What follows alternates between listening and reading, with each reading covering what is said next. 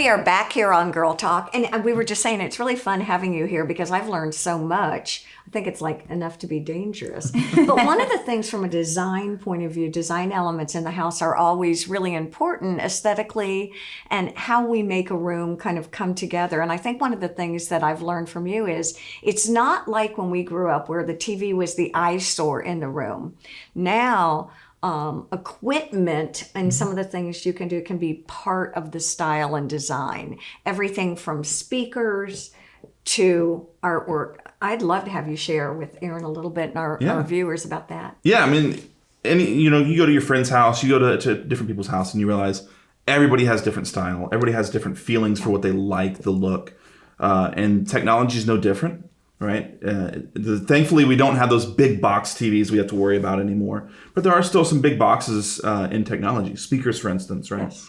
And we've got some different speakers here in the showroom that you wouldn't even know were speakers. That you wouldn't know were speakers, really? Or they're big, beautiful speakers, but they're also designed to look great and sound great, right? So some people look at a beautiful speaker and go, or a speaker and go, it's beautiful. Right. And other people go, I don't want that here. Right. But I want sound. Well, how do we do that? And there's all kinds of options. I mean, we've got pieces here that look like art, and it's a speaker. Or speakers that are hidden in ceilings that match the same size as the LED fixtures that are going into ceilings now for lights. So when you look up, you've got that same 3 or 4 inch hole in the ceiling. Would you hide your equipment?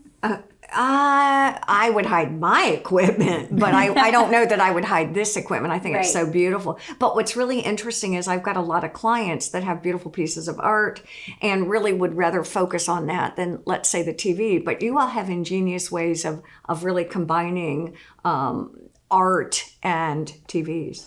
Yeah, I mean, there's options for when the TV's off, it's just a mirror on the wall, right? It just looks like a mirror, and when the screen comes on, you can tell that there's a TV behind it. Have you seen those? That's so cool. Oh, it's amazing. Yeah. Really But your we've also got here where the art comes down, right? So when you turn it off, the art is on a motor that comes down and blocks the TV, so it's looks like a frame with a picture there on the wall until it's time to watch TV. And the other thing that you have are the beautiful custom frames to actually frame out TVs now. I think again, TVs have become part of the decor. Yeah, absolutely. I mean, they're getting bigger. Yes.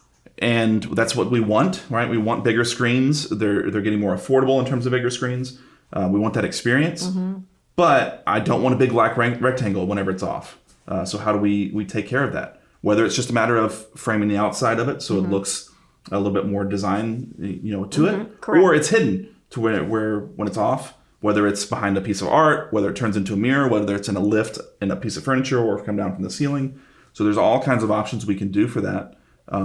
Most of them, I will say, the earlier we get started, the better. Yeah. Because pre-planning. If you're moving a big 65-inch TV into the ceiling, well, there's got to be a lot of framing that needs to be done for that. So doing it with open walls during construction or renovation is much, much easier than coming in behind afterwards. So really pre-planning your audio video needs is really important. And one other thing that I think is cool from a design point of view is it gets so darn hot.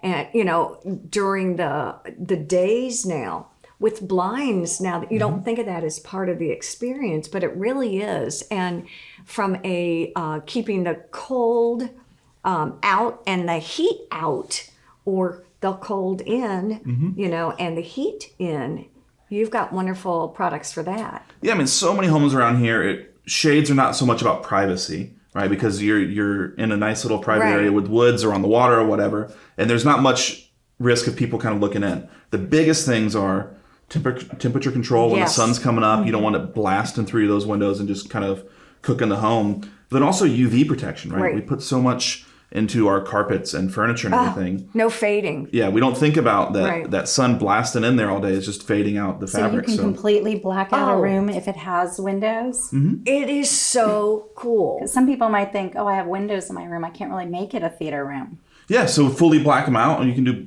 blackout in various ways. So there's ones that are just kind of shades that come down that are opaque, so they don't let any light in.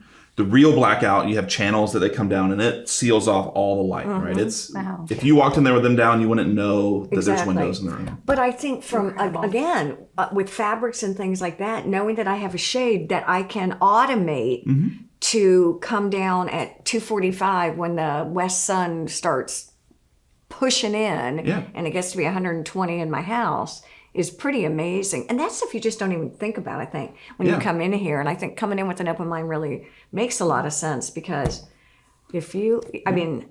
Yeah, and a lot of those fabrics too, you know, we think of blackout, but it doesn't have to be. You know, we have fabrics that are rated at 2 or 3% in terms of how much light they let through. But when you look through them, you can still see through and you get that beautiful feel, but it doesn't turn it into a cave. Right. But it does protect, you know, from UV and protect with that climate control.